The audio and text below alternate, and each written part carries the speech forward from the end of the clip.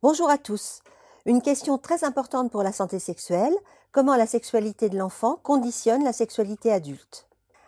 La sexualité infantile a été définie par Freud, notamment par fixation à un stade, mais aussi par régression vers un stade dépassé.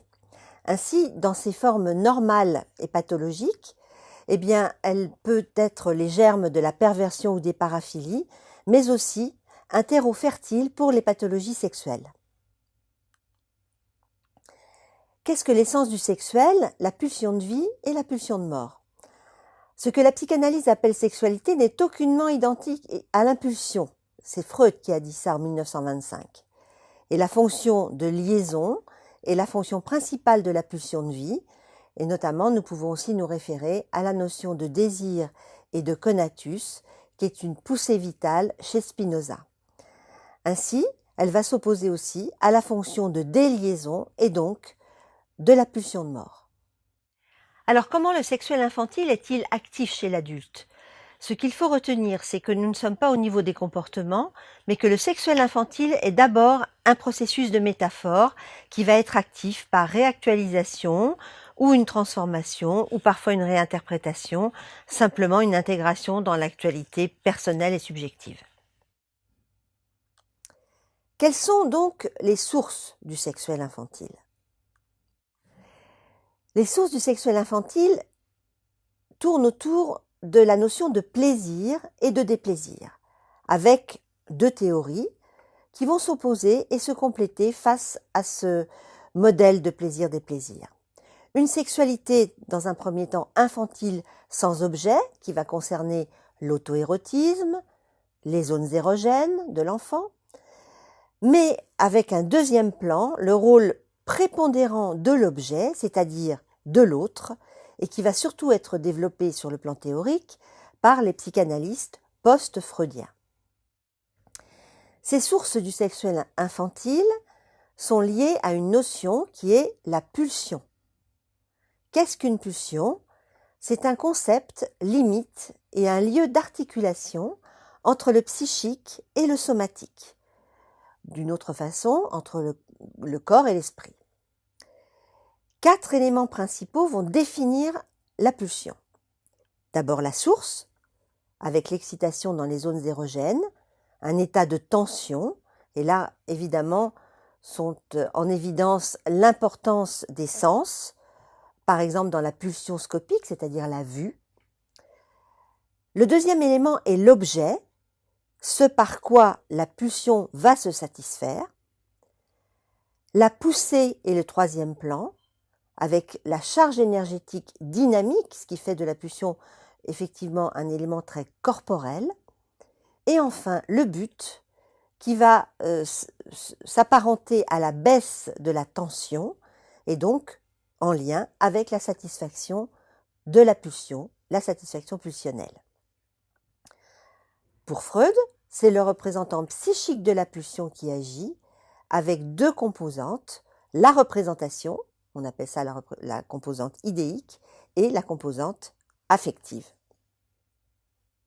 Dans une vision contemporaine de la pulsion, ce qu'il faut retenir, c'est d'abord et avant tout sa valeur messagère. Alors les sources du sexuel infantile, c'est d'abord l'auto-érotisme. Les 3 essais de la théorie de la sexualité en 1905 décrivent l'importance de la tétée, la satisfaction de la zone érogène, l'excitation des lèvres et de la langue, et peu à peu, cette satisfaction qui va se séparer du besoin de nourriture. En fait, en se séparant de la faim, la sexualité va devenir auto-érotique. Et Freud, en 1905, nous dit « Trouver l'objet sexuel n'est, en somme, que le retrouver ».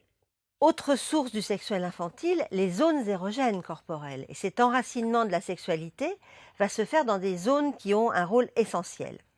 Peu à peu, ces zones vont devenir de plus en plus précises et cet enracinement va se faire de façon orale, anale ou urogénitale, puis sur le mamelon et enfin sur tout le corps entier.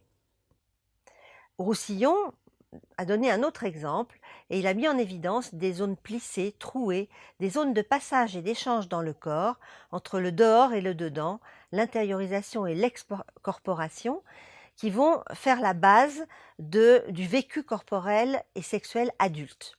Ces apports contemporains sur l'auto-érotisme et les zones érogènes vont mettre en évidence le partage entre le plaisir et la relation, et ce rôle primordial de la qualité et de la continuité des échanges avec la mère. Les théories de l'étayage ont mis en évidence ces importances de la relation, et en particulier à travers le corps et sur l'objet maternel dans ses caractéristiques.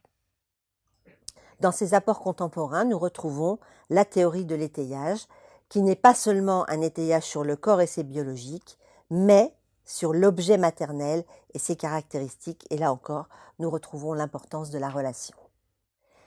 Les travaux de Winnicott sur le trouvé-créé et sur le miroir primaire ont été fondamentaux. Les travaux aussi de Daniel Stern en 1985 sur les modes d'accordage en double, sur la rencontre du bébé, d'un double de lui-même, à la fois identique et différent, qui va conditionner le plaisir réciproque. Donc, la première relation n'est ni indifférenciation, ni fusion, qui étaient des concepts freudiens, et la clinique, qui va se baser sur l'observation des bébés, va attester d'une conscience très précoce de présence d'un autre, la mère ou son substitut, à la fois semblable et autre.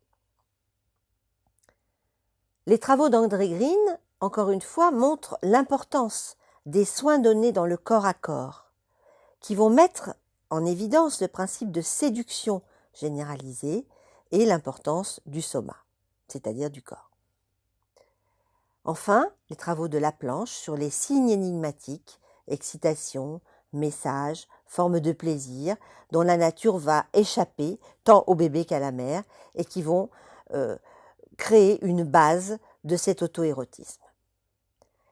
Nous sortons donc de la notion de pulsion pour aller vers une notion beaucoup plus large de processus pulsionnel qui va intégrer l'intériorisation, mais aussi la relation à l'autre et enfin à l'environnement, ce qui est aussi la base de la santé sexuelle.